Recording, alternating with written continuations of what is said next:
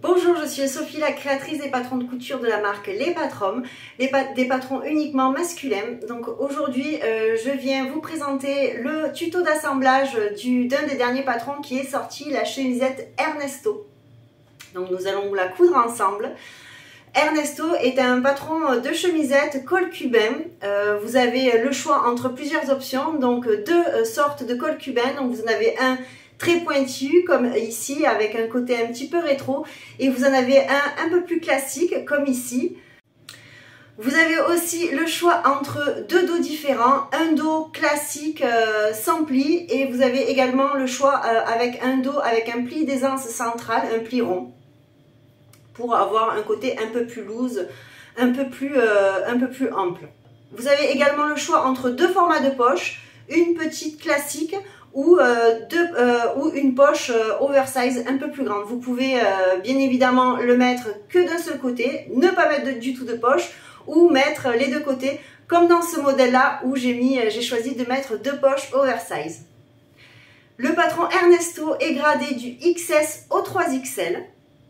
Il est disponible au format PDF avec calque. Donc dans le format PDF, vous avez accès au A0 et au A4. Le format A4 se compose de 37 pages à imprimer soi-même. Vous avez également le format pochette. Les planches sont sans superposition de pièces. Les marges de couture sont incluses. Il est accompagné également d'un livret détaillé. Vous pouvez coudre Ernesto dans différents tissus, de la viscose, une popeline de coton, de la double gaze, du lin viscose, du lin lavé, toutes sortes de matières, voilà, des matières plutôt légères, souples, aériennes, voilà, pour avoir un joli rendu. N'hésitez pas à mettre un like à ce tuto, mettre un petit commentaire ou à vous abonner à la chaîne pour louper aucun tuto. Vous pouvez également vous abonner sur mes réseaux sociaux, notamment Instagram. Là, c'est le réseau social où je suis le plus active. Place au tuto maintenant. Bonne couture! Voilà, donc nous allons assembler la chemisette Ernesto. Donc c'est un des derniers patrons pour hommes sortis là ces jours-ci. Donc une fois que vous avez découpé toutes vos pièces, que vous avez marqué tous vos crans, donc l'écran, hein, c'est bien tout ce qu'il y a au niveau des entournures. Là nous allons faire la version à pli, comme ça je vous montre le pli d'aisance centrale. Donc bien repérer le milieu dos et les petits pointillés et là. Tous les repères qui vont bien. Et après avoir surfilé, donc dans la documentation je vous dis les parmentures, donc le côté extérieur qui ne sera pas fixé au buste, donc c'est vraiment la partie courbe là, cette partie là. Donc il faut surfiler et thermocoller les deux parmentures, surfiler le bord extérieur, thermocoller le dessous de colle et après vous devez surfiler également les côtés du buste dos, les côtés des bustes devant et les côtés des manches uniquement. Donc voilà, sinon ici nous allons la réaliser dans un lin viscose. Alors le souci avec ce genre de tissu c'est que on n'arrive pas trop à voir l'envers de l'endroit. Donc si vous êtes avec un tissu un peu dans le même genre, faites comme vous pouvez faire comme moi. Moi ce que je fais c'est que je me le note un petit peu, voilà, comme c'est une couleur claire ça craint pas après quand ça risquera pas de manger quand le stylo friction partira avec le fer, ça mangera pas la couleur. Donc c'est pour ça que j'ai mis un petit EN, c'est mon petit repère à moi. Mais sinon vous pouvez mettre une petite gommette ou quelque chose pour vous repérer de l'endroit de l'envers. Donc une fois que vous avez coupé vos pièces, positionnez tout l'écran, enfin bien marqué tout l'écran, thermocollé donc les deux parmentures et le dessous de colle, et surfiler les côtés buste dos, buste devant, les côtés extérieurs des parmentures, donc c'est le côté qui est courbé, et les côtés des manches, hop. Donc vraiment que les côtés là. C'est parti, on peut passer à l'assemblage d'Ernesto. Version du tuto, nous allons là, donc je vais vous montrer la version avec le pli central d'aisance. Donc si vous la réalisez sans pli central, voilà, vous pourrez passer cette étape. et avec une seule poche et le petit modèle. Donc voilà, par contre si vous voulez des grandes poches, les doubler comme j'ai pu faire ou j'ai pu montrer sur Instagram, c'est tout à fait possible. Ça se présente exactement de la même manière, sauf que l'ourlet au niveau supérieur de la poche, pour le petit modèle, il est de 1 cm, donc on va plier 2 fois 1 cm, et pour le grand modèle, c'est l'ourlet de 2 cm, donc on va plier 2 fois 2 cm. Voilà, c'est les seules différences. Sinon, il y aura pas de souci, c'est exactement pareil. Donc voilà, vous avez bien repéré, vous pouvez bien entendu la réaliser sans poche. Si vous voulez la réaliser avec poche, donc vous repérez bien alors, pardon, moi j'imprime toutes les tailles chaque fois pour vérifier en même temps s'il n'y a pas de soucis sur le patron imprimé. Je trouve que c'est plus simple à voir pour moi en tout cas. Vous pouvez voir sur le patron, donc normalement si vous avez imprimé la version PDF et que vous avez utilisé les calques, vous aurez que les 2 marquages de la poche de la taille que vous avez imprimé. Si vous avez le format pochette, donc voilà, vous allez décalquer et en fait vous pouvez voir sur chaque poche, vous avez des lignes pointillées et des lignes pleines. La ligne pointillée, c'est le repère pour la petite poche, le petit modèle, et la ligne pleine de la même couleur en fait qui correspond à la taille, c'est pour la grande poche.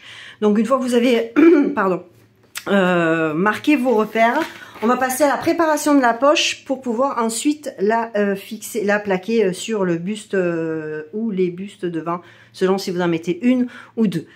Pour commencer, donc moi ici comme j'ai le petit modèle, donc on va marquer au fer, on va plier et marquer au fer, on va plier sur l'envers une première fois 1 cm, voilà, on marque au fer et on va plier une seconde fois à 1 cm. Comme j'ai dit tout à l'heure, si vous avez la poche, si vous avez choisi le grand modèle de poche, voilà, la seule différence c'est que vous repliez 2 cm et 2 cm. Voilà, nous comme on est sur le petit modèle, on va marquer au fer, on va plier 2 fois 1 cm. C'est parti. Voilà, donc j'ai replié sur l'envers 2 fois 1 cm parce que c'est le petit modèle. On a bien marqué au fer, on va mettre 2 petites épingles pour le maintenir quand même, le pli, même si là ça tient relativement bien. Et on va venir passer à la machine à coudre.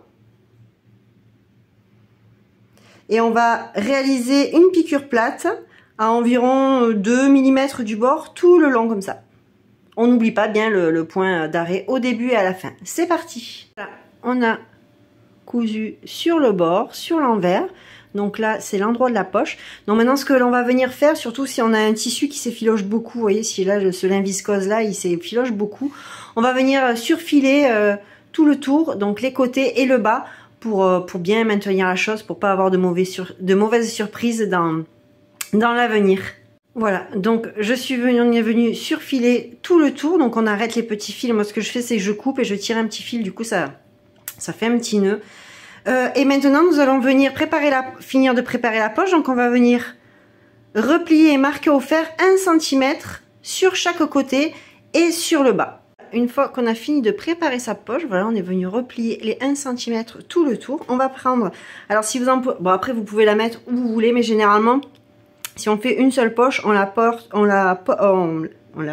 pardon, sur le côté gauche au porté. Donc, moi, mon buste devant, mon endroit, il est où?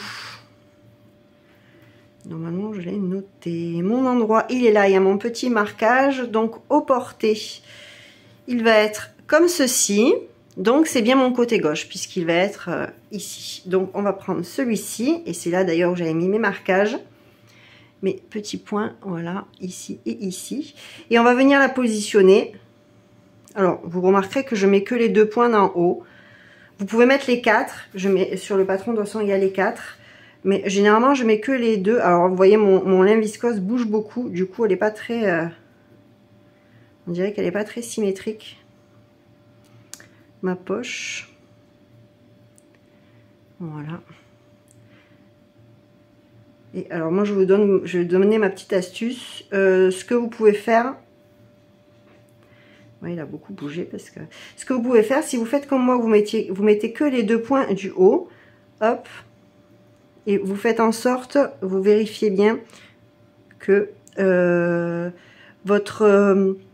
le haut de la poche soit bien perpendiculaire au milieu devant. Donc vous pouvez prendre une règle, etc. ou le faire à l'œil. Là, on va le faire à l'œil. On positionne, on épingle pour bien maintenir tout ça. Voilà, on va l'épingler.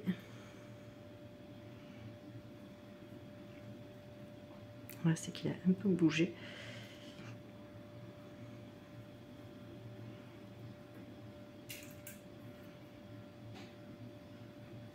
Donc voilà, on épingle bien sur le de partout. Moi j'aime bien mettre aussi une épingle dans le biais comme ceci au centre.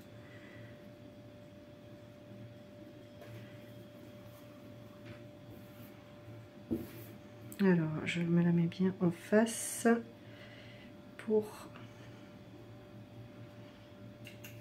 mettre une épingle en haut, parce que souvent quand on plaque la poche ça bouge.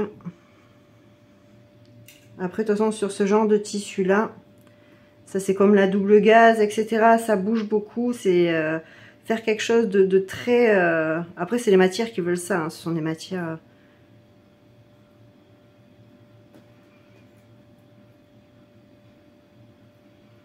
Hop, une épingle ici. Alors, j'épingle beaucoup parce que je sais que sur le lin viscose, vu que j'en ai déjà fait une, je sais que ça a tendance à bien bouger. Hop, voilà. Et on va venir piquer au point droit tous les côtés, le bas, voilà, à environ 2-3 mm du bord, en n'oubliant pas bien les points d'arrêt ici et ici pour bien maintenir la poche. Allez, c'est parti. Une fois qu'on a plaqué la poche, voilà, on a piqué tout le tour, bien sûr pas en haut hein, pour pouvoir la laisser ouverte. On coupe les petits fils et on va passer tout de suite à l'assemblage des parmentures sur les bustes devant.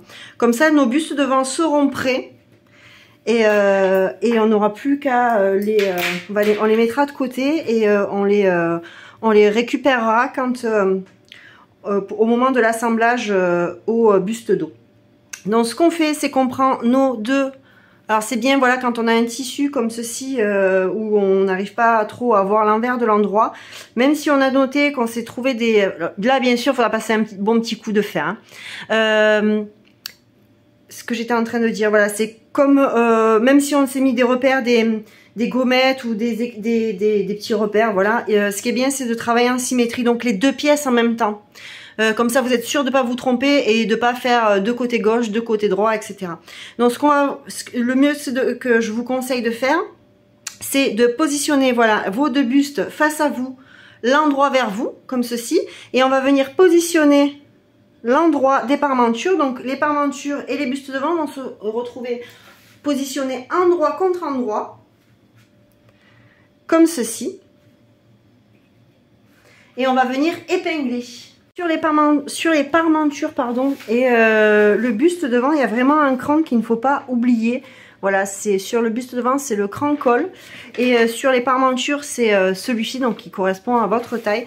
Il faut bien le marquer parce qu'on va venir coudre la parmenture là maintenant à 1 cm du bord. Et on va venir commencer ou terminer au niveau de ce cran. Et on va venir faire tout le long comme ceci. La parmenture est 2 cm plus courte que les bustes devant, c'est tout à fait normal, c'est lorsque nous allons faire l'ourlet pour éviter les surépaisseurs. Donc on en met une sur le côté. Là, ma parmenture, comme j'ai thermocollé mon cran, il s'est refermé, donc je vais le noter. Voilà, donc j'ai marqué mon cran sur les parmentures, ici aussi. Et on va venir donc les positionner endroit contre endroit en faisant bien coïncider. Vous voyez, j'ai le même cran au niveau du buste devant et on va venir bien faire bien coïncider, décidément aujourd'hui, ces deux crans. Hop, on épingle.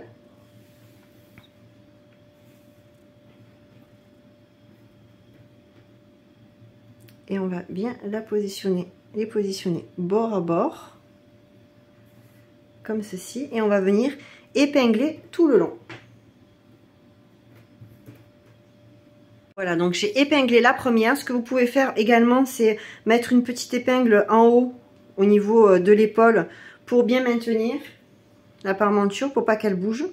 Je viens de penser à une chose au moment où j'étais en train d'épingler.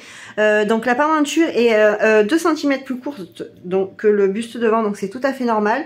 Dans le cas où vous souhaitez allonger ou raccourcir le modèle, n'oubliez pas de rallonger ou raccourcir également les parmentures.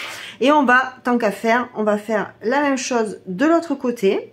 Comme ça, ce sera fait et on pourra passer à la machine les deux en même temps. Donc on vient bien faire coïncider nos 2 crans.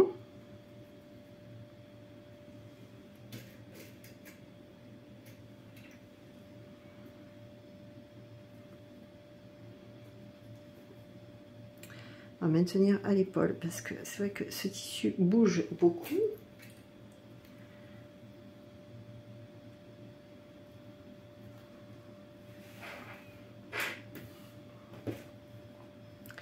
Et on va bien venir, hop, mettre la parmenture bord à bord.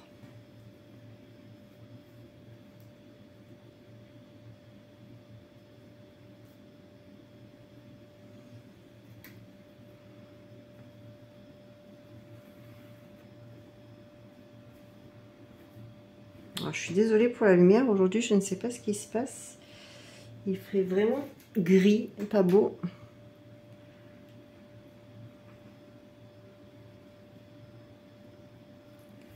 Hop. Est-ce que je suis bien bord à bord? Oui.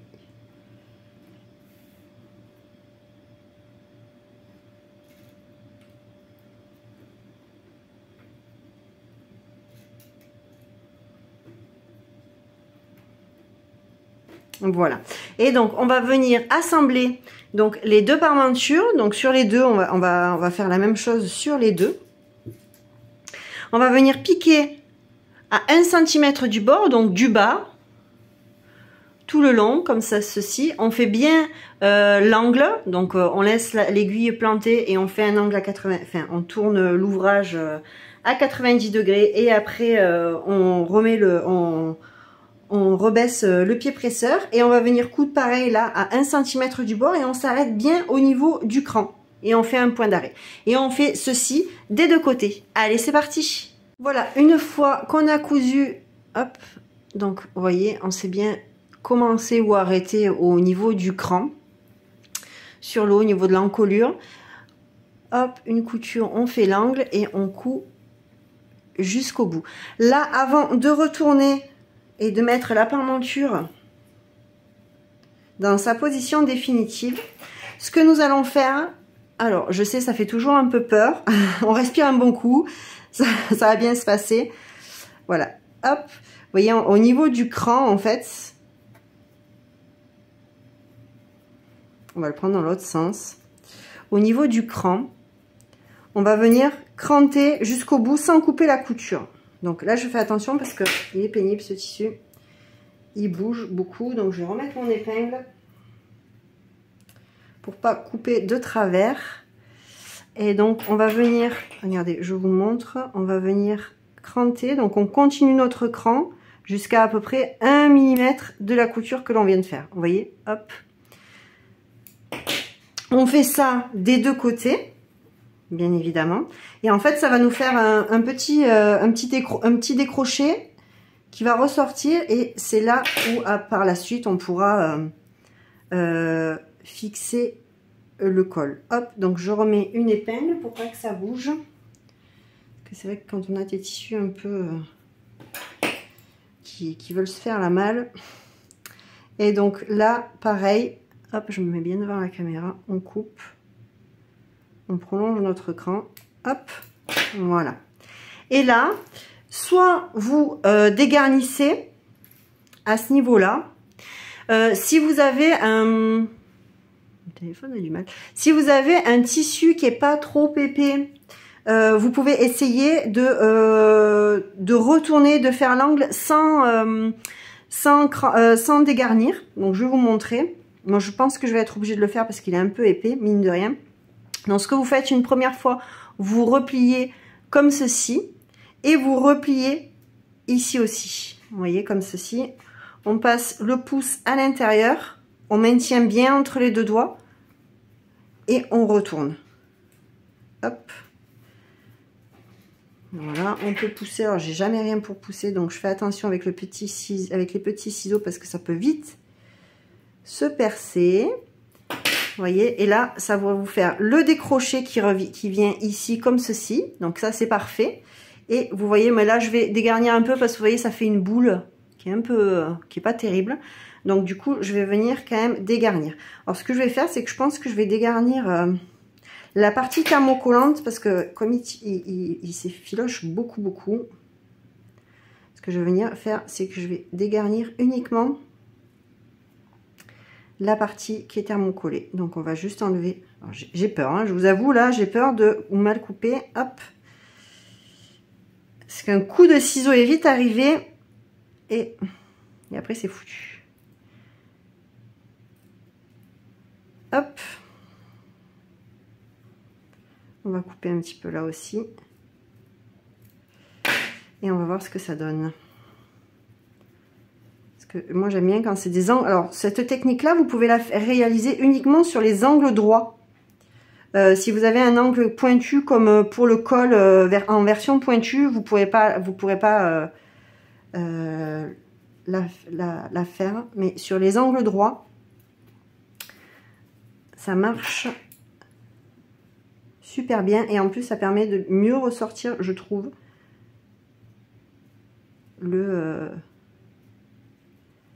l'angle. Hop, voilà, vous voyez. Et là on va mettre un bon coup de fer. Après on fait pareil exactement de la même manière de l'autre côté et on va venir passer un coup de fer. Alors pour le coup de fer, pour le repassage, ce que je vous conseille de faire, c'est qu'une fois que vous avez fait cette partie là, vous allez sous le fer à repasser et en fait vous écartez les coutures tout le long. Et une fois que vous avez bien écarté les coutures, vous allez pouvoir bien rabattre comme ceci, en laissant dépasser le buste devant par rapport à la parmenture, vous voyez, comme ceci. En laissant dépasser vraiment de 1 ou 2 mm le buste devant par rapport à la parmenture. Comme ça, quand on sera sur l'endroit, on verra pas la parmenture dépasser. Parce que si vous mettez bord à bord ou si sans faire exprès vous dépassez un petit peu, voilà, quand le vêtement sera porté, ça va vous faire, on va voir la parmenture qui dépasse et c'est pas ce qu'il y a de plus joli. C'est pas catastrophique, mais c'est tant qu'à faire.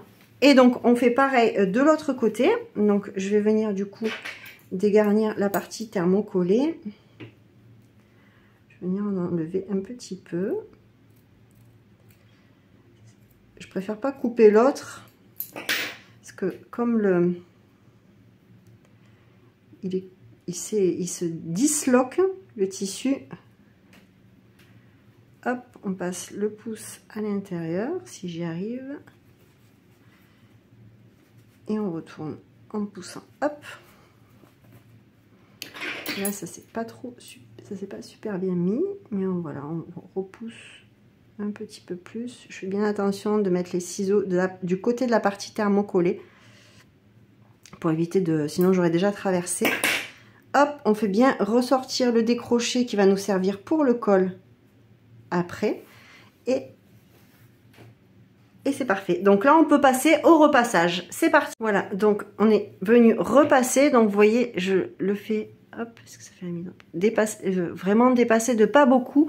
Et au niveau où il va y avoir le revers, j'essaie vraiment de le mettre le bord à bord le plus possible. Donc ça twiste un petit peu la couture.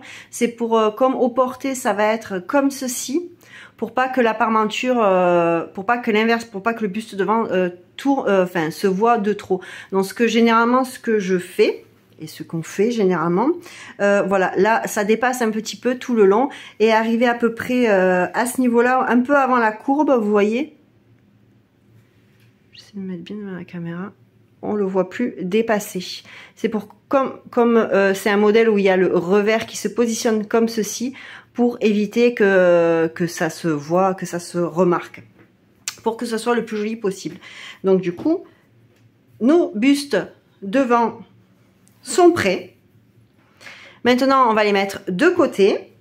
Et on va passer à la préparation du buste dos.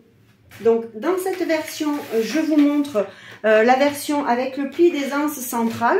Comme ça, je vous montre la technique. Si vous avez choisi la version sans pli d'aisance, vous faites pas le pli. Vous passez directement à l'assemblage des empiècements dos. Donc hop, mon dos il se positionne comme ceci. Donc vous voyez, j'ai fait mon petit repère. Donc ça c'est mon endroit.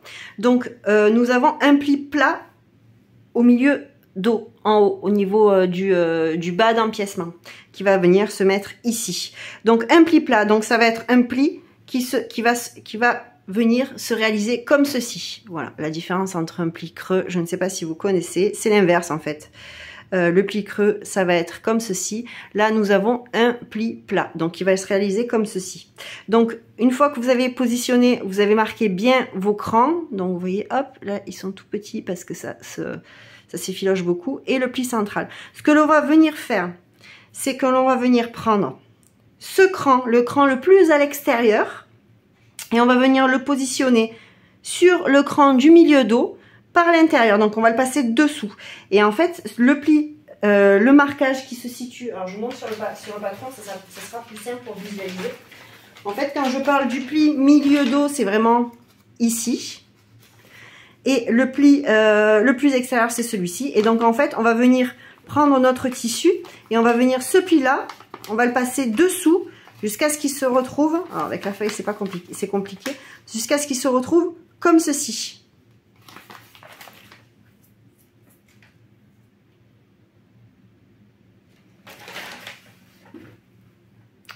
Donc, on va prendre, donc vous voyez celui-ci, le pli le plus à l'extérieur, et on va venir le positionner, ah mince, le pli, le pli, excusez-moi, le cran le plus à l'extérieur, on va venir le positionner en passant sur l'envers, sur le cran du milieu dos. Vous voyez, ça va nous faire comme ceci. Voilà, et on fait exactement la même chose de l'autre côté. Donc on vient ici, on le positionne comme ceci et ça va nous faire notre pli plat. Donc et bien sûr on va venir le marquer au fer et bien l'épingler pour faire une petite couture de maintien à peu près 5 mm du bord. Donc je passe au fer à repasser. Décidément aujourd'hui.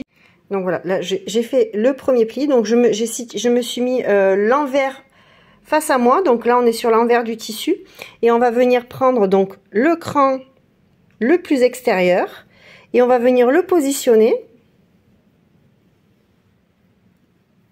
sur le cran du milieu dos.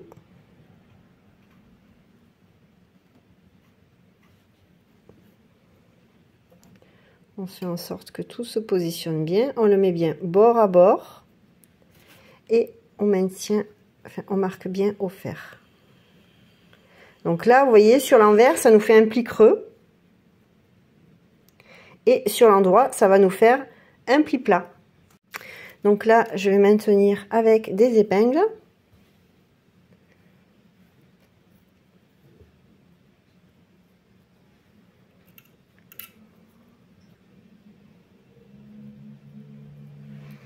Et je vais vous montrer. Je vous montre sur l'endroit, donc vous voyez comme ceci.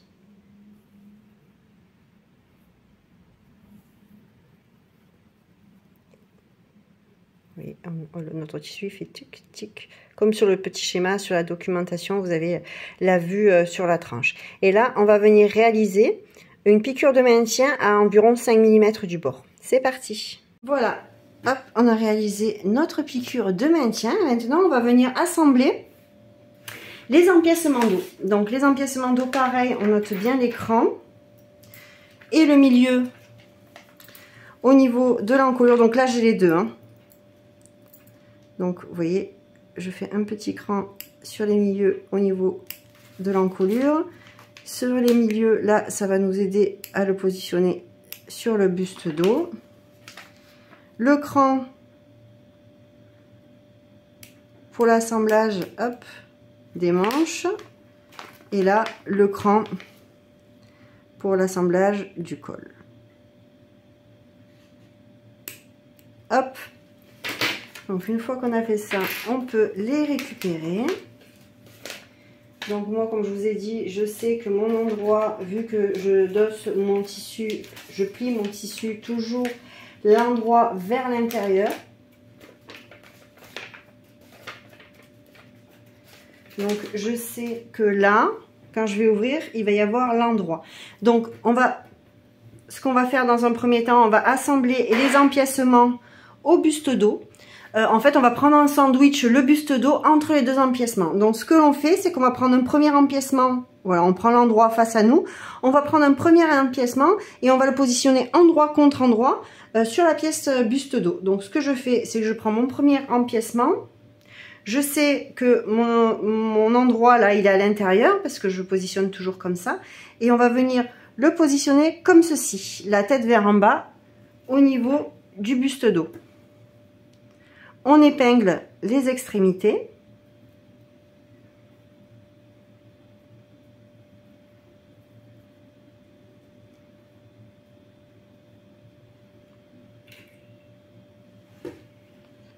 La seconde, hop.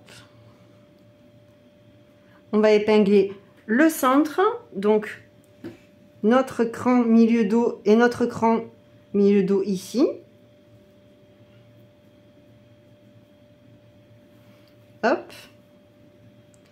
Et on va mettre une ou deux petites épingles encore.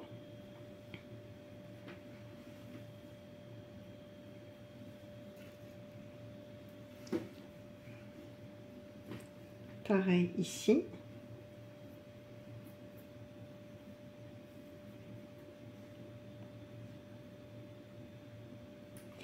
Maintenant, une fois qu'on a épinglé le premier empiècement, on va venir retourner notre pièce.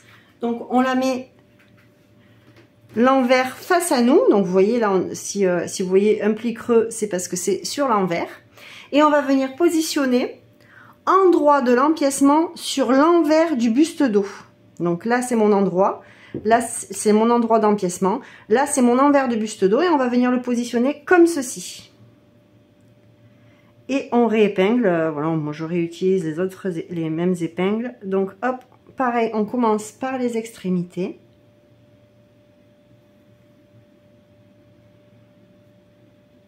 On fait coïncider nos crans milieu dos.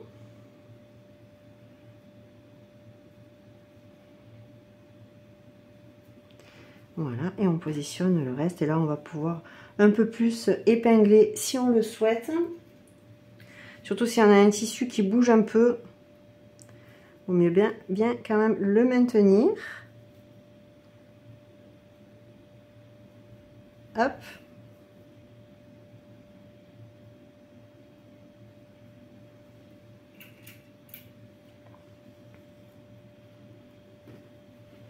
Et on refait pareil de l'autre côté.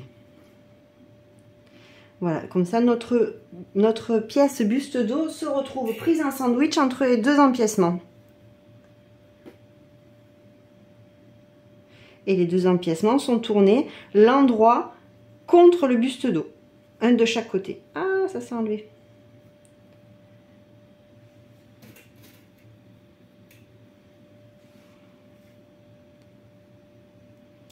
Voilà, une fois qu'on a fait ceci, on va venir assembler au point droit à 1 cm du bord tout le long. C'est parti. Voilà, une fois que c'est assemblé, on va venir remonter les deux empiècements et les positionner dans leur position définitive. Et on va venir repasser les deux empiècements vers le haut. Voilà, histoire de bien plaquer les coutures et que ce soit le plus propre possible. Et ensuite, on va venir réaliser la technique du burrito pour pouvoir assembler le buste devant, les bustes devant et le buste dos ensemble. Pour le moment, on passe au repassage. C'est parti. Une fois que l'on a tout bien repassé, on va venir positionner le buste dos, l'endroit face à nous. Et on va venir positionner les bustes devant, l'endroit contre endroit en fait. L'endroit contre l'endroit du buste dos. Donc, ça va vous donner ça. Hop. Et on les positionne endroit contre endroit.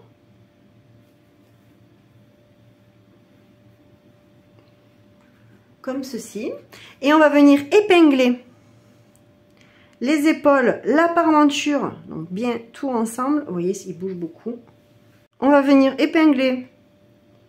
Alors, je vais toujours maintenir ma parmenture qui bouge énormément. Enfin, pas ma parmenture, au niveau de l'encolure qui n'est pas thermocollée.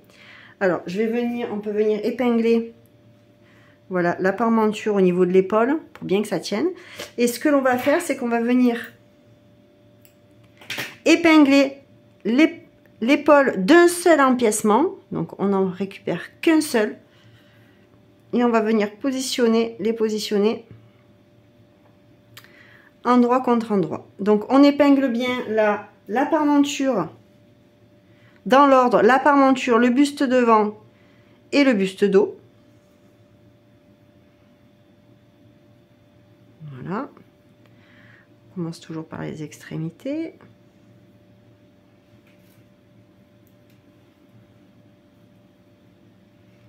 Ensuite, on épingle le reste.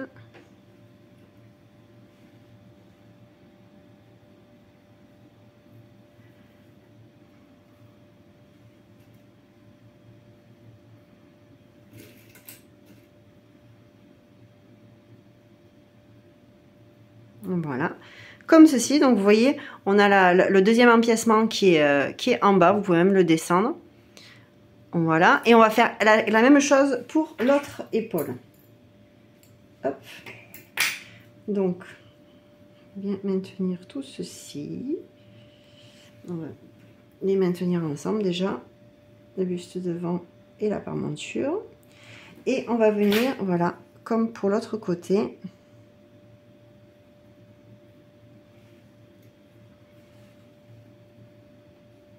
Alors ça, c'est la technique du burrito. Je pense que c'est un peu plus simple. Après, il y a la technique du fourreau, de la prise en fourreau. Mais voilà, c'est un peu plus... peut-être un peu plus compliqué. Et le rendu est identique. Donc...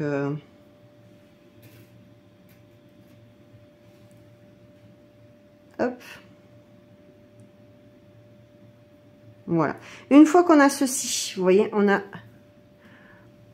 épinglé par les épaules les bustes devant endroit contre endroit sur le buste dos. On a le deuxième emplacement qui n'est surtout pas accroché. On va venir le placer vers le bas. Et ce qu'on va venir faire maintenant, c'est qu'on va venir rouler chaque pièce l'une sur l'autre. Donc on les roule assez serrés pour éviter après qu'elles soient prises dans la couture. On les remonte, hop, jusque là. On fait pareil de l'autre côté.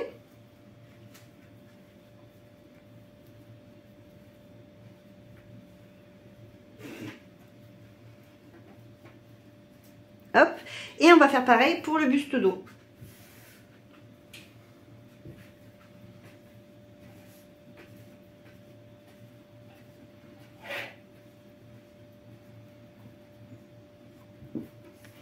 Et on récupère le deuxième empiècement. Donc vous voyez, il est là. Et ce qu'on va venir faire maintenant, c'est qu'on va venir l'épingler sur l'épaule qu'on a épinglé précédemment. Hop, on vient le rajouter. Là, il faudra bien faire attention lorsque l'on va passer sous la machine de ne pas coudre les bustes devant et dos qui sont roulés à l'intérieur. Voilà. Donc là, on va assembler à 1 cm du bord. Voilà. Et en faisant attention de ne pas assembler le tissu qui est à l'intérieur.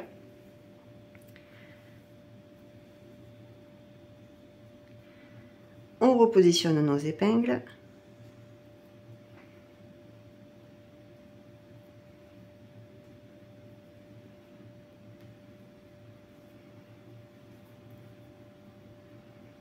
De ce côté-là, j'ai un peu moins bien roulé. Donc du coup, il faudra que je fasse plus attention parce que ça prend plus de place pour pas coudre les bustes qui sont à l'intérieur en même temps. Donc on a notre burrito. C'était la minute cuisine du tuto. Et on va venir assembler ici au point droit à 1 cm du bord des deux côtés. C'est parti. Voilà, nous avons assemblé. Et maintenant, nous allons venir retirer, dérouler les bustes qui sont roulés à l'intérieur par l'encolure. On les sort par l'encolure. Hop. Donc, le premier, le second,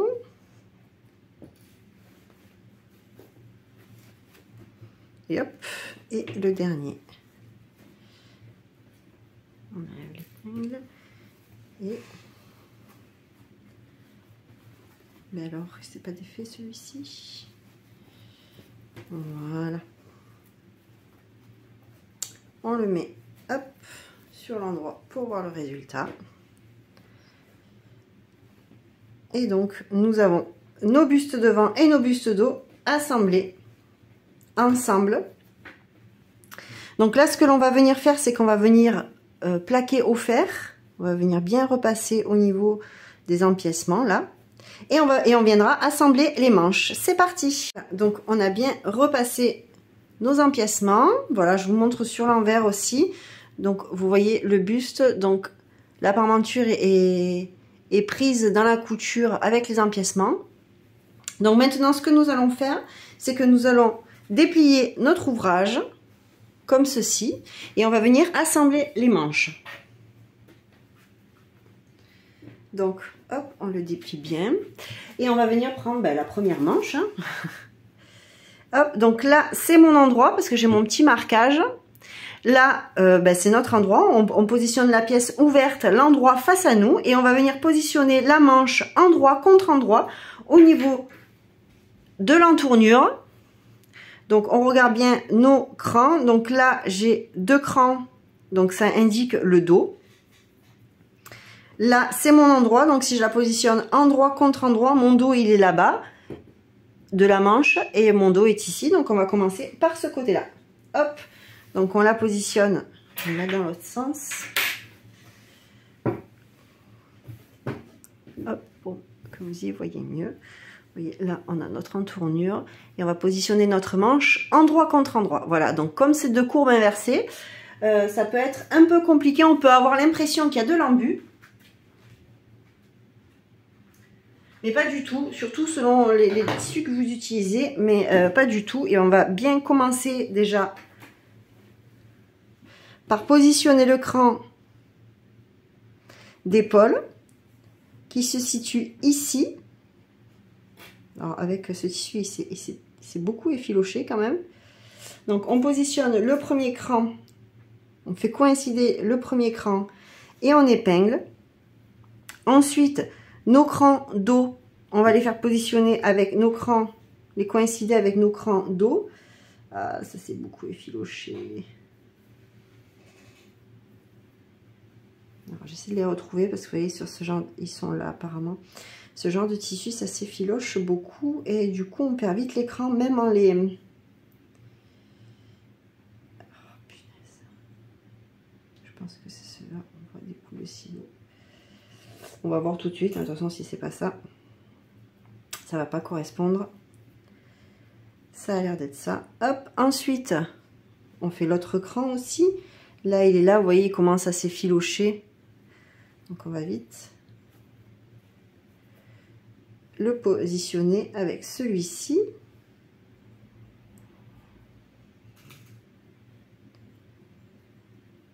On fait les extrémités.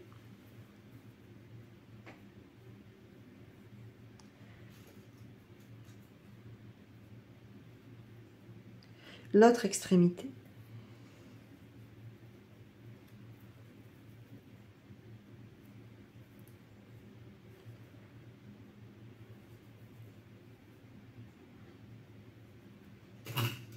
Alors cette technique là pour l'assemblage des manches, bien sûr vous pouvez faire l'autre technique qui consiste à d'abord coudre les côtés et ensuite coudre le dessous de manche et ensuite les assembler la manchure et l'entournure. Ça c'est une technique que vous pouvez utiliser. Par contre la technique comme ceci vous pouvez l'utiliser également pour les coutures anglaises. C'est la technique utilisée pour réaliser les coutures anglaises. Donc voilà, hop, Donc on voit bien qu'il n'y a pas d'embut. Si ça fait des petites vagues, c'est normal.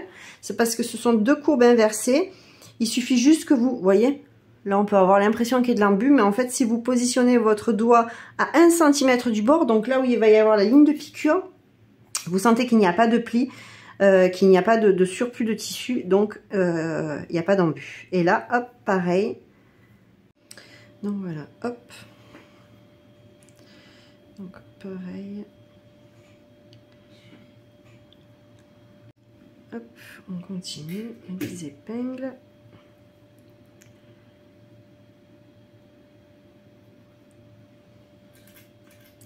On épingle bien le tout. Hop. Et donc, on vient épingler la dernière partie. Et on va venir assembler au point droit à 1 cm du bord. Vous voyez, on a notre manche. Voilà, et on va venir assembler là tout le long à 1 cm du bord. Allez, c'est parti. Voilà, donc on a assemblé notre première manche. Donc vous voyez là on est sur l'envers. On va faire exactement la même chose pour la seconde manche. Donc on met l'endroit face à nous. On positionne l'endroit face à nous. On prend notre manche, notre seconde manche. Hop, et on va la positionner endroit de la manche contre endroit de notre précédent assemblage.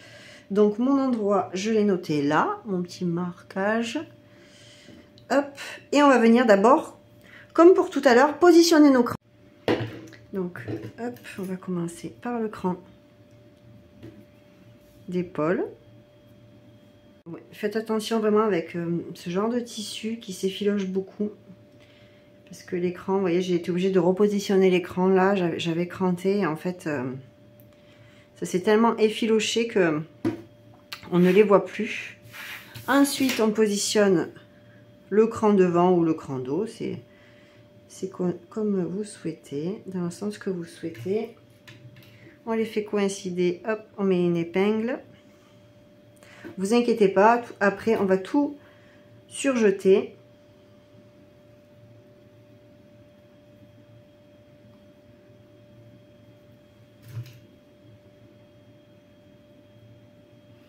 Ensuite, on fait les extrémités. Pareil que, exactement pareil que pour l'autre manche.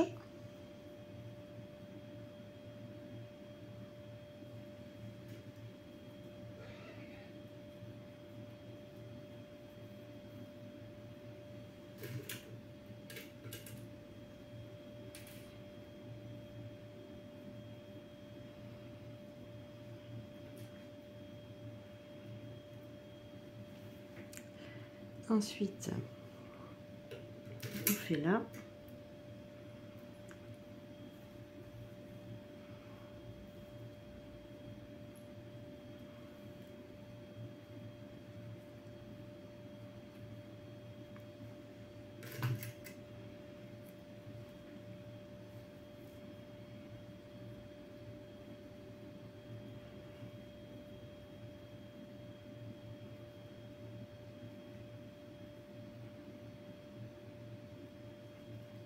Voilà, on épingle bien.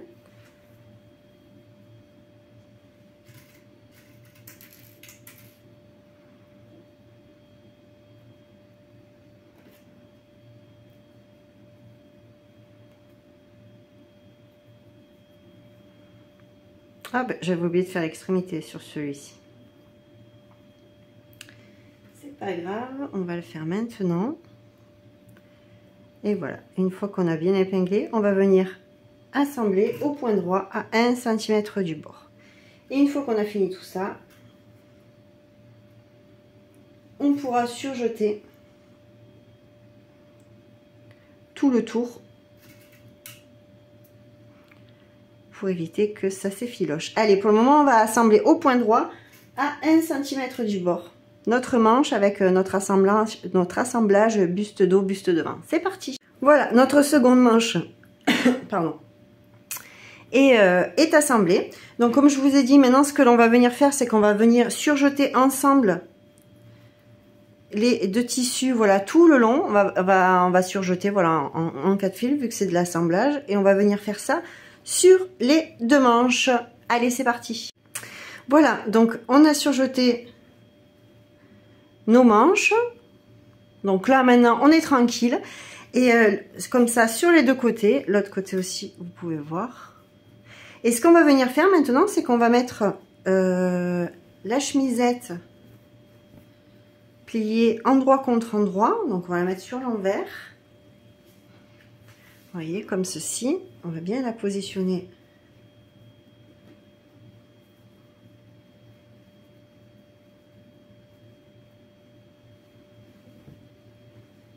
Hop.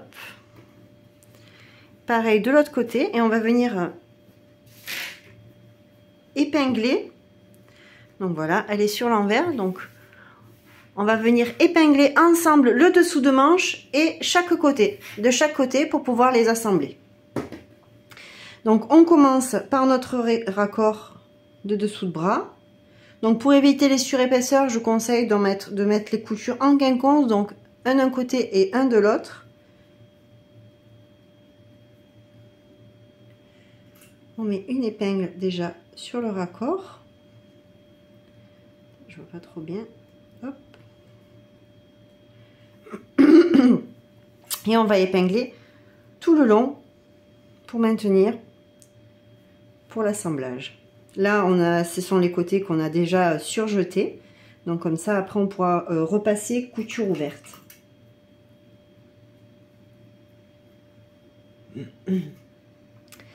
Donc hop, ensuite on fait l'extrémité de ce côté là aussi.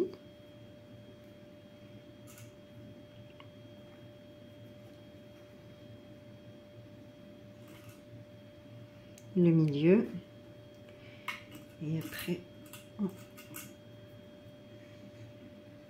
redivise de l'autre côté.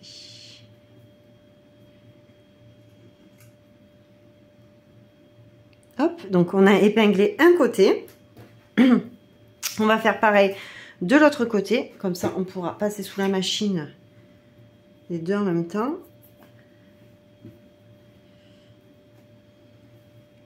On commence pareil par le raccord de couture au niveau du dessous de bras.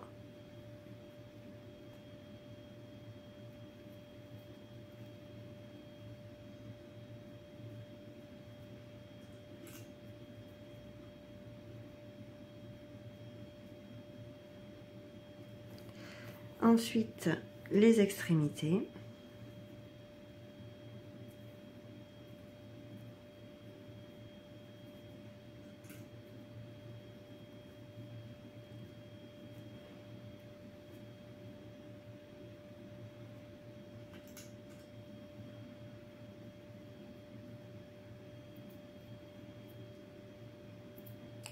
C'est filoche beaucoup.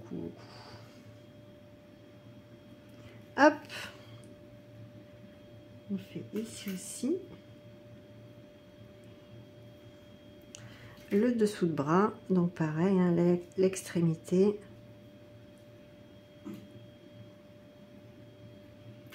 Au milieu.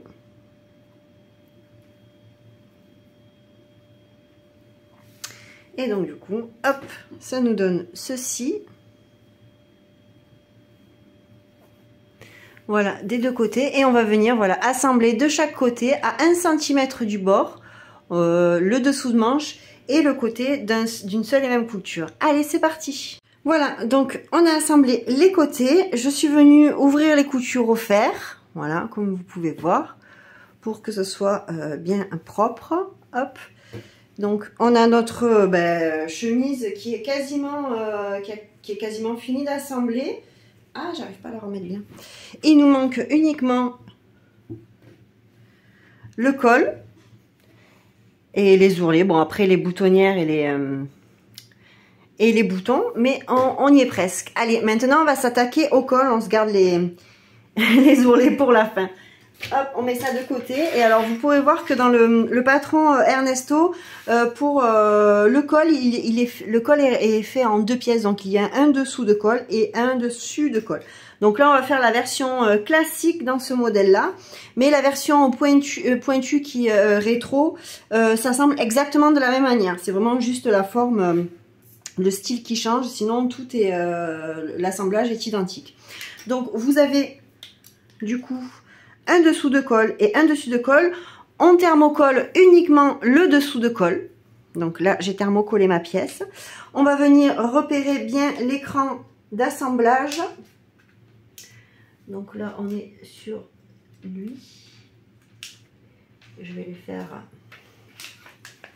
au stylo pour pas avoir les déconvenus de la manche tout à l'heure. Donc là, j'ai repéré mon cran. Je repère mon milieu également. Si mon stylo peut bien fonctionner, voilà. Et c'est tout. On va pouvoir enlever ceci.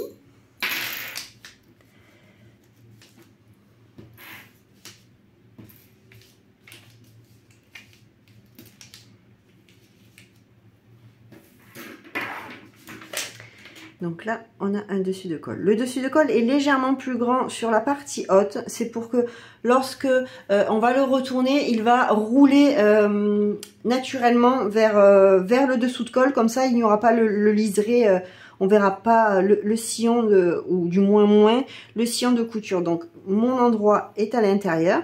Là, ce que je vais faire, c'est pour nous aider à la couture, on va déjà prendre le dessous de col et on va, dans sa partie basse, donc ici, on va venir marquer au fer un rempli de 1 cm sur toute la partie basse. Voilà, donc j'ai replié la partie basse et j'ai marqué au fer. Donc maintenant, on va venir positionner endroit contre endroit le dessus de col et le dessous de col. Donc là, c'est mon endroit du dessus de col. Donc je vais venir positionner mon dessous de col. Et donc vous voyez, il est, mais alors vraiment légèrement plus petit le dessous de col. C'est tout à fait normal. Donc ce que l'on va faire, c'est qu'on va venir le positionner quand même malgré sa taille et qu'on a envie du coup de tirer ou de... On va quand même venir positionner bord à bord, les positionner bord à bord. Donc voilà, on va venir épingler, bien les positionner bord à bord. Alors c'est très léger, hein, c'est vraiment pour... Si vous vous trompez et que vous coupez deux dessus de col ou 2 dessous de col au lieu d'en couper un de chaque, ça changera rien à l'assemblage puisque les longueurs au niveau de l'encolure sont identiques sur le dessus de col et sur le dessous de col. Hop, vous voyez, vous avez légèrement, vous voyez, c'est pas grave, on va positionner les milieux ensemble. Ça vous fait un léger embut. C'est fait exprès. Voilà, on va positionner comme ceci.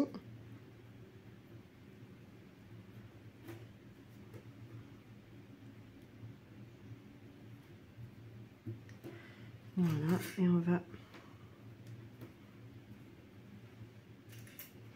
Et là, je vous conseille de coudre avec le thermocollant vers vous, vers le dessus, quand vous allez passer la machine, justement pour pas que le tissu bouge. J'épingle du mauvais sens du coup, mais c'est pas grave.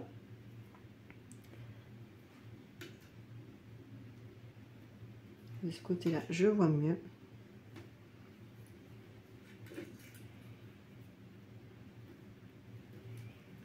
Bien que les angles soient correctement mis. Hop. Voilà. Donc je vous conseille de piquer avec le thermocollant vers le haut, comme ça ça va empêcher le tissu. Vous savez, quand on passe des fois sous la machine, que le tissu glisse si on le maintient pas, vous savez qu'il continue à avancer. Pour éviter cet effet là, je vous conseille de bien épingler. Alors là, vous voyez, j'ai pas épinglé dans le bon sens, mais c'est pas grave.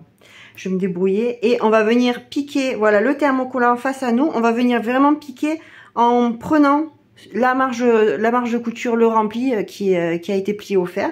On commence à piquer là, on fait tout le tour sur le haut avec point d'arrêt au début et à la fin à 1 cm du bord.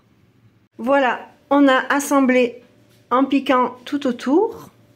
Donc ce que l'on va venir faire maintenant, avant de retourner le col, on va venir dégarnir les angles et cranter un petit peu la légère courbe.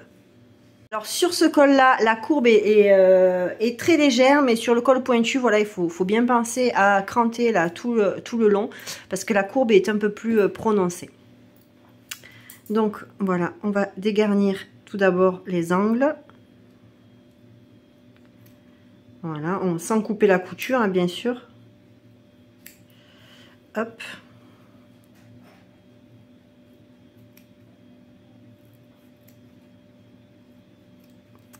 Et on va venir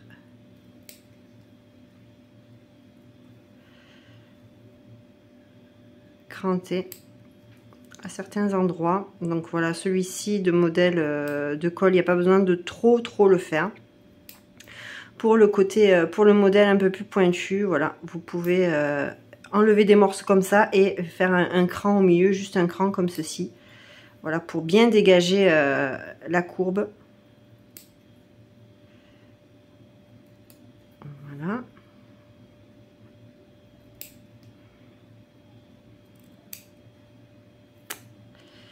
Hop.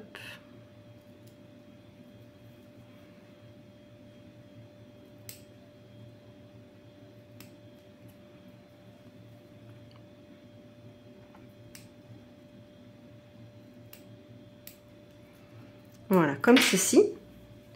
Et on va venir maintenant retourner. Donc pour retourner l'angle, on essaie, celui-ci n'est pas trop pointu, donc on va essayer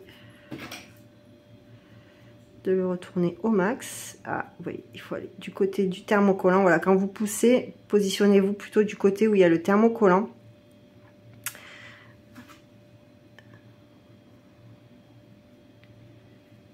Je vais peut-être dégarnir un peu plus.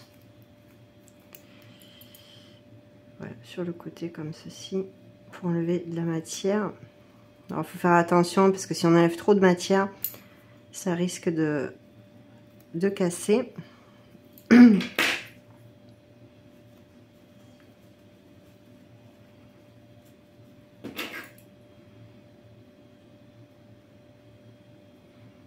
me mets devant la caméra, c'est mieux. Voilà. Pardon. On va redégarnir du coup celui-ci aussi, parce que je pense que j'ai pas tout enlevé sur les côtés.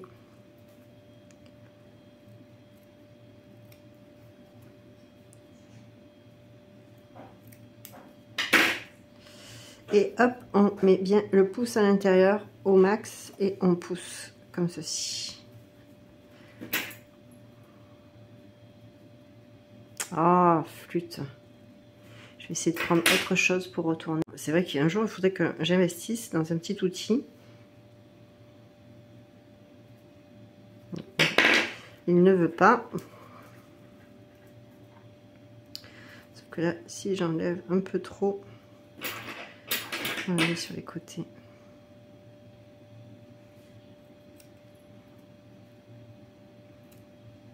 Je sais qu'il existe une technique là, au moment de la couture de passer un fil. Il faudrait que j'essaie pour tester, voir comment ça rend. Parce que c'est vrai que c'est toujours... Ah, si je me mets pas devant la caméra.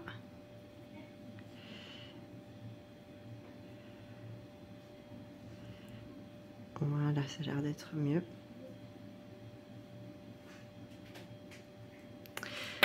Voilà, et donc maintenant on va venir repasser bien comme il faut en faisant dépasser comme pour la parmenture. En fait, vous voyez, on va repasser en faisant dépasser le dessus de colle légèrement par rapport au dessous de colle. Là vous voyez, c'est la partie repliée thermocollée, donc c'est le dessous de colle. Et donc là on va venir repasser. Quand vous repassez, vous pouvez tourner, le bouger comme ça, le faire glisser, le rouler sous vos doigts pour bien dégager le sillon. Et on va venir repasser en faisant dépasser le dessus de colle de 1 mm, voilà, par rapport au dessous de colle, pour que au rendu final on ne voit pas voyez, pour qu'au rendu final, si ça fait la mise au point, on ne voit pas le côté du dessous de colle. Allez, c'est parti. Donc, on a bien repassé notre colle, vous voyez, là, on a le dessous de colle qui est replié, vous voyez, on a le petit liseré, là, le petit dépassement du dessus de colle, sur les côtés également.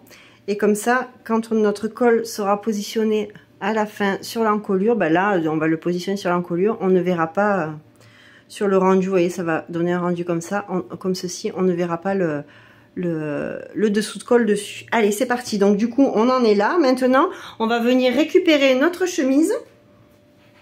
Et on va pouvoir assembler, fixer le col, épingler le col, pardon, je cherchais mon mot, sur l'encolure de la chemise. Donc voilà, donc on va assembler le col, donc le dessus de col, donc la partie qui n'est pas thermocollée et qui n'est pas repliée. On va ouvrir notre chemisette et on va prendre l'intérieur, donc l'envers face à nous. Et on va le positionner et l'épingler sur l'envers de la chemisette. Donc on peut commencer sur le bord, sur la partie du décroché, on va le positionner comme ceci. On va mettre une épingle. Donc voilà, on fait bien correspondre notre pli avec le bord, vous voyez, le bord du col. Ensuite, on va positionner nos crans. Donc celui-ci, vous voyez, il y a 3 crans, donc celui du milieu dos et ceux qui correspondent aux empiècements. Donc celui-ci, on va le positionner au niveau de l'empiècement, comme ceci. On épingle. Celui-ci, on le fait coïncider avec nos crans du milieu dos.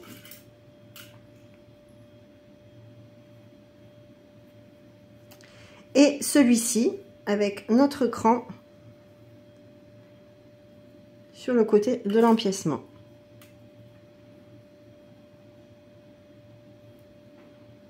Et pareil pour le bord, on le met sur le bord du décroché. Voilà, comme ceci.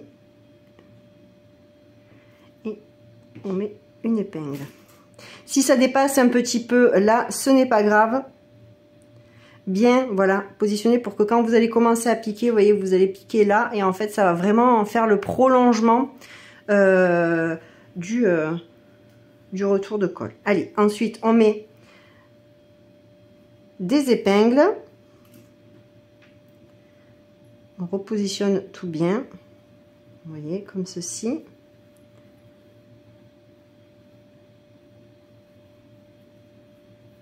Voilà, on n'a pas peur de travailler la matière sous nos doigts pour bien positionner.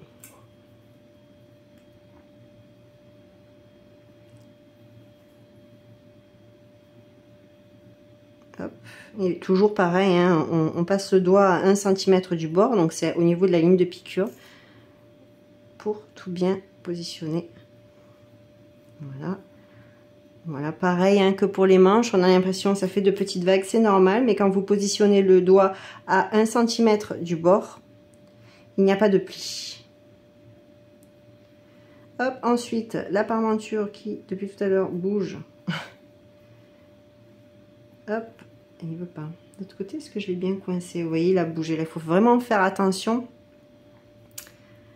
à la partie, surtout sur des matières comme ceci là, qui bouge un peu. On va remettre une épingle ici du coup. Et là, hop. Ce que vous pouvez faire, et ce que je vais faire d'ailleurs, c'est que je vais positionner, je vais bien les positionner ensemble. On va mettre une épingle pour maintenir le temps que je positionne le col.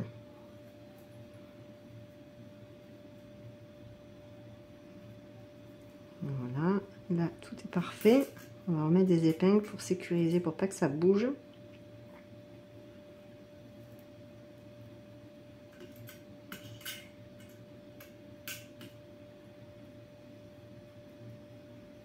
Voilà, comme ceci. Donc on en est ici. Donc maintenant ce que l'on va venir faire, c'est qu'on va venir piquer à 1 cm du bord tout le long. Là on commence bien, vous voyez, on cale bien le début du col là, dans l'alignement. Et on va commencer à piquer vraiment ici. Voilà, s'il faut, avant de passer sur la machine, vous écartez un petit peu. Et après, vous reprenez à 1 cm et on termine bien en positionnant bien le bord du col, comme ceci. C'est parti. Voilà, donc hop, notre col. Ah, je le trouve plus. Notre col est assemblé. Enfin, la première partie, le dessus de col est assemblé sur l'envers de la chemise, sur l'intérieur de la chemise. Parce que j'ai passé un petit coup de fer pour bien remonter les marges de couture vers le col et bien plaquer ici. Et ce que nous allons venir faire maintenant, c'est que nous allons venir rabattre sur l'endroit le col. Donc on rentre les marges de couture sur le côté et on va venir placer notre bord du rempli par-dessus la couture précédente. Et on va venir épingler comme ceci. On va venir faire ça tout le long.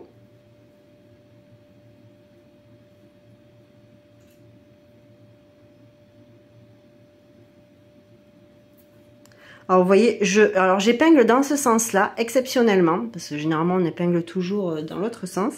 Mais là c'est pour m'aider. Donc la finition du col, là, vous pouvez faire soit avec terminer, fixer cette partie-là du col, fixer le dessous de col avec un point main, donc un point glissé.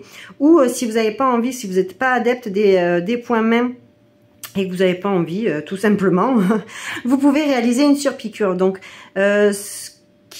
j'épingle justement dans ce sens-là parce que regardez, je prends mon repère pour que la couture tombe vraiment à l'intérieur du col et donc je sais que quand je vais piquer sur l'endroit comme ceci à 2-3 mm du bord en suivant mes épingles, je sais que je tomberai toujours à l'intérieur du col et comme ça sera beaucoup plus joli. Hop, on fait l'autre côté, on va couper le petit fil là.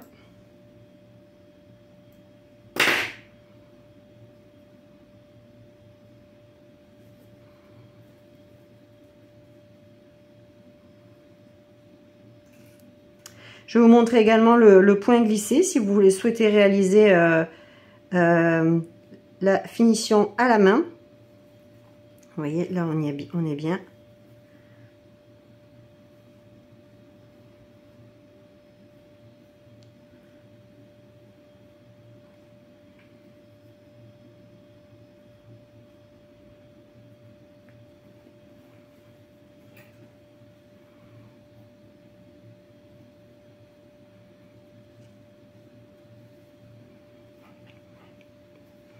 Là, ce qu'on peut faire, on voit l'encolure est un peu contrainte. Donc, ce qu'on peut faire, c'est qu'on peut un peu cranter légèrement, vraiment dans les courbes les plus prononcées. Alors, ça, je ne l'ai pas mis dans la documentation. C'est vraiment au ressenti, en fait, quand on est en train de positionner. On fait bien attention de ne pas couper la chemise et la couture. Quand on est en train de positionner le col, et là vous le ressentez tout de suite si tout se positionne bien et si ça tire moins.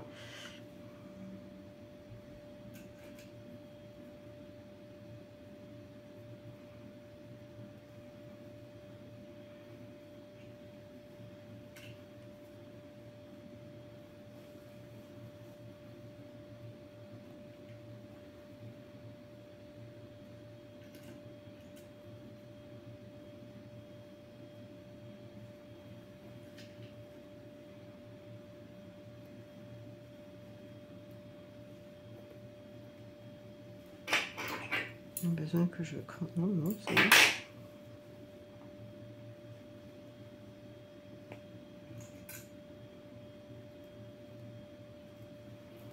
Voilà, une fois qu'on a bien tout épinglé, soit on vient réaliser la surpiqûre, soit on va faire un point glissé. Alors le point glissé, je vais vous montrer. Donc vous prenez un fil, hein, une aiguille à main, un fil. Alors soit vous doublez le fil, soit vous faites un fil simple.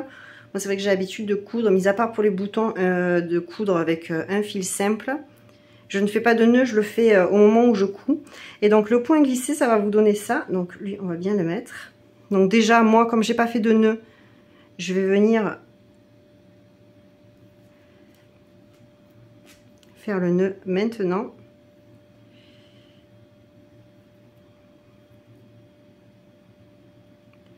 Donc, si vous n'avez pas l'habitude des points main, faites un nœud. Hein. C'est que... Ah!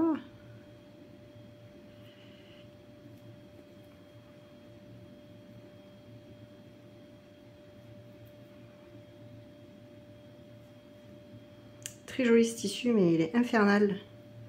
Comme il s'effiloche. Donc là, j'ai fait mes nœuds.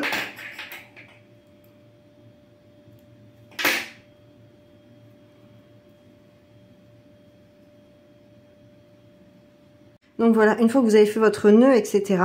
C'est compliqué quand on veut en hauteur comme ceci. J'ai commencé. Ce que vous faites, c'est que vous allez alterner entre piquer quelques... Alors là, je fais pas normalement, on pique un petit fil, mais là, je fais pas un petit fil parce qu'il va se disloquer mon tissu d'un côté. Et puis après, enfin, sur le côté du buste et ensuite sur le côté du col. On serre et on fait comme ça, comme ceci, ainsi de suite. Est-ce que vous voyez bien? Là, je vais piquer en face, au-dessus des points hein, de la couture précédente parce qu'on veut les cacher. Et ensuite, on vient repiquer du côté du rempli du dessous de col. Et comme ceci, ainsi de suite. Voilà, ça vous fait une finition invisible. Et du coup, on verra pas les piqûres. Mais après, avec une surpiqûre, ça fait tout aussi joli. Vous pouvez même vous amuser sur le col aussi. Hein, au niveau de la parmenture, à réaliser une surpiqûre. Là aussi, également, réaliser une surpiqûre. Ça peut changer. Ça peut donner un petit effet en plus. Voilà, je prends beaucoup de fil parce que j'ai vraiment peur que ce tissu est très beau. Mais c'est une toile de lin viscose et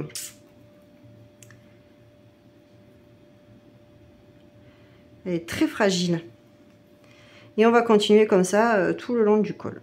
Si vous ne souhaitez pas faire un point main, ce que je peux comprendre tout à fait, moi j'aime bien les points main, donc après avec un bon coup de fer on n'aura même plus les petits traits. Si vous ne voulez pas faire de point main, voilà, vous réalisez votre surpiqûre à 2-3 mm du bord comme ceci. Voilà, donc là, vu que j'avais commencé le point glissé, j'ai continué mon point glissé, donc il n'y a pas de surpiqûre, mais comme je vous ai dit, vous pouvez réaliser la surpiqûre. Donc maintenant, il ne nous reste plus que les ourlets, donc du bas du vêtement et des manches, et après il y aura la boutonnière et la pose des boutons, et ce sera terminé. Alors pour l'ourlet du bas du vêtement, moi ce que je vous conseille de faire, c'est de bien, avant de le marquer au fer, c'est de bien positionner à plat la parmenture et de maintenir avec des épingles pour pas qu'elle bouge, bien qu'elle soit plaquée en fait, vous voyez, quand elle va être dans sa position, pour pas après, une fois qu'on aura piqué l'ourlet sur le bas, si on la décale légèrement comme ceci ou autre, ou qu'on voit pas nécessairement qu'on la décale comme ceci, ça va faire une vague. Donc moi ce que je vous conseille, c'est de la plaquer des deux côtés et de l'épingler afin qu'elle ne bouge pas.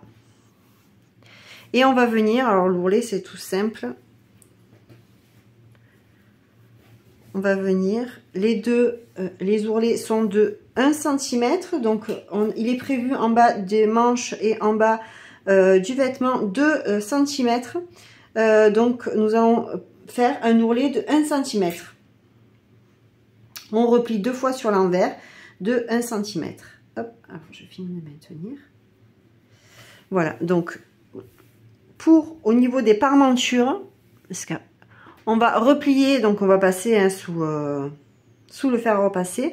On va replier une première fois à 1 cm. Donc vous voyez, ça va nous faire à peu près comme ceci. Et ensuite, la deuxième fois, on va replier encore de 1 cm. Et en fait, on va se retrouver sur la parmenture et la parmenture ne se pliera pas. Ça va vraiment finir à ras. Et on fait ça tout le tour comme ceci. Et on maintient avec des épingles. Allez, c'est parti, on va marquer ça au fer. Donc vous repliez 2 fois 1 cm sur l'envers. Voilà, donc on est venu marquer au fer l'ourlet. Donc vous voyez comme au niveau de la parmenture, comme elle est bien prise en sandwich. De l'autre côté aussi, c'est replié dessus. Et là, on va venir piquer sur l'envers. Donc on prend vraiment l'envers vers nous. On va venir pour vraiment regarder où est-ce qu'on pique. Et on va venir piquer à 2 mm. Oups, donc on prend, excusez-moi. Donc là, on va venir, on prend notre ouvrage l'envers vers nous et on va venir pour bien voir où est-ce qu'on va piquer et on va venir piquer à environ 2 mm du bord tout le long. Allez, c'est parti. Voilà, donc l'ourlet du bas est réalisé. Hop, on enlève les petits fils. Voilà, on a fait ça tout le tour et maintenant, il nous reste plus qu'à faire l'ourlet des manches. Donc exactement pareil. Donc on va venir replier 2 fois 1 cm sur l'envers. Donc hop, une fois, 2 fois. On va maintenir marqué au fer avec marqué avec le fer à repasser. Maintenir avec des épingles et on pourra piquer pareil sur le bord à 1 ou 2 mm du bord. Allez, déjà pour le moment, on va les marquer au fer. C'est parti. Voilà, donc là, je suis venue des deux côtés, donc replier 2 fois de 1 cm sur l'envers. On met des épingles. Une manche et la seconde, voilà, et on va pouvoir venir passer à la machine à coudre. Donc comme pour le bas, on va venir piquer à 1-2 mm du bord de l'ourlet. Alors ce que je vous conseille, c'est comme soit vous mettez ce que je vous conseille, c'est de piquer déjà sur l'envers pour bien voir où est-ce que vous piquez, donc pas sur l'endroit. Et ce que je vous conseille, c'est de mettre comme ceci dans la machine, vous voyez, et de piquer sur l'endroit. À l'intérieur de la manche, comme ça vous n'avez pas besoin d'utiliser le bras libre, surtout, enfin là encore la manche est assez grande, mais quand vous avez des pièces où les manches sont beaucoup plus étroites, notamment chez la femme, l'enfant, etc. Le bras libre, parfois on est limité parce que c'est quand même assez gros, enfin sur certaines machines. Donc ce que je vous conseille, comme ça vous pourra vous servir sur d'autres modèles, vous mettez vraiment sur la machine comme ceci et vous piquez de l'intérieur. Et sur les formes comme ça tubulaires où il n'y a pas comme sur le bas un début et une fin, voilà, on va piquer, on ne va pas faire de point d'arrêt au début. Le point d'arrêt, ça va être juste au moment où les derniers points, on va arriver au premier point que nous avons réalisé. On va piquer 3 points dans les premiers points. Et ça fera office, ça sera des points d'arrêt. Donc voilà, allez, c'est parti, on passe à la machine. Voilà, donc hop, l'ourlet des manches est réalisé. De l'autre côté, c'est pareil. Donc là, bien sûr, on viendra mettre un coup de fer, bien tout repasser pour bien mettre les coutures correctement. Et maintenant, il ne vous manquera plus qu'à réaliser les boutonnières et le placement des boutons. Alors, dans la documentation, je préconise des boutons maximum 13 mm. Voilà, après, vous pouvez mettre 15 mm. Après, ça va dépendre du style que vous souhaitez. Donc, chez l'homme, la croisure se fait de la gauche sur la droite, donc au porté, voilà, comme la vidéo va être comme ça. Donc généralement chez l'homme, la chemise se croise ce côté-là sur ce côté-là. Donc les boutonnières, comme vous avez vu sur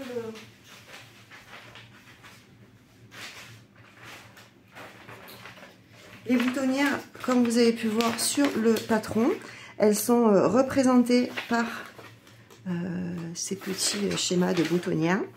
Moi j'ai mis, voilà, à titre indicatif, n'oubliez pas, si vous rallongez ou raccourcissez le modèle, il vous faudra sûrement plus ou moins de boutons, ça c'est à vous d'adapter. Ensuite vous avez le plus important, je pense que c'est le premier bouton. Ça va être le premier bouton où parce qu'il y a la pliure juste avant. Donc moi ici j'ai réalisé une taille M, donc c'est la partie bleue. Donc vous verrez le trait. Donc si vous avez imprimé avec les calques ou si vous avez décalqué votre patron pochette, vous verrez que le trait de pliure ne va pas jusqu'en haut. C'est normal en fait. C'est parce que il il ne va pas jusqu'en haut parce qu'il s'arrête normalement aux marges de couture. Donc là, c'est vraiment représenté comme là, vous allez la voir puisqu'on a cousu. Moi, ce que je vous conseille de faire pour être sûr, si vous avez envie et pas pour vous embêter à regarder où est-ce qu'est la pliure, etc. Ce que vous pouvez faire, c'est que vous pouvez mesurer la hauteur jusqu'où, je vais vous montrer. Voilà, vous mesurez jusqu'où il s'arrête. Donc là, on est sur du coup la taille M. Je me base là-dessus. Et là, vous voyez, il va s'arrêter à... là, ça nous fait 9 cm. Peut-être que dans l'autre sens, vous verrez. Mais vous voyez, si vous enlevez 1 cm... Voilà, 9 cm. Donc, là, je vous montre pour que vous voyez. Là, si vous mesurez le bord là, jusqu'à là où s'arrête le schéma de pliure, les pointillés de pliure, vous avez 9 cm. Et si vous vérifiez bien, si vous regardez bien, la première boutonnière se situe 1 cm en dessous de la pliure. Donc voilà, c'est normal. C'est vraiment des chiffres qu'il faut retenir. Pardon. Donc la première boutonnière se situe 1 cm en dessous de la pliure. Donc vous voyez là, si je veux voir sur ma chemise, donc là je suis à 9 cm. Donc je sais que la première boutonnière se situera là, 1 cm en dessous. Les boutonnières se situeront à 1 cm et demi du bord là. Nous avons le milieu devant à 1 cm et demi du bord. Donc voilà, si vous voulez vous positionner vos boutonnières ensuite à la main, donc voilà, la première boutonnière se situera voilà à 10 cm, 1 cm et demi du bord, vous calculez. Et moi, ce que je sais, c'est parce que ce modèle-là est raccourci. Donc ce que je fais généralement, je place la première boutonnière et je regarde par rapport au milieu de la première boutonnière jusqu'au bas combien j'ai et je divise pour avoir un chiffre à peu près rond. Donc généralement sur certains modèles que j'ai fait, je les ai positionnés entre 8,5 et 9 cm d'écart. Vous pouvez peut-être aller un peu plus ou en mettre un peu plus d'écart, mais pas trop pour pas que ça s'ouvre quand la personne va s'asseoir. Et vous pouvez aussi en mettre plus en rétrécissant. Voilà. Si vous n'avez pas touché à la longueur, vous pouvez largement utiliser les boutonnières représentées sur le patron. Mais voilà, si jamais vous rallongez ou vous raccourcissez, c'est bien de connaître les chiffres. Donc voilà, ensuite vous pourrez repasser bien comme il faut en suivant la pliure et votre chemise Ernesto sera terminée. Voilà, j'espère que ce tuto vous a plu avec le petit pli d'aisance. Donc celle-ci c'était la version avec pli d'aisance. J'espère que ce tuto vous a plu. N'hésitez pas à mettre un commentaire, un like, à vous abonner et à me suivre sur Instagram. Voilà, bonne journée, bonne couture.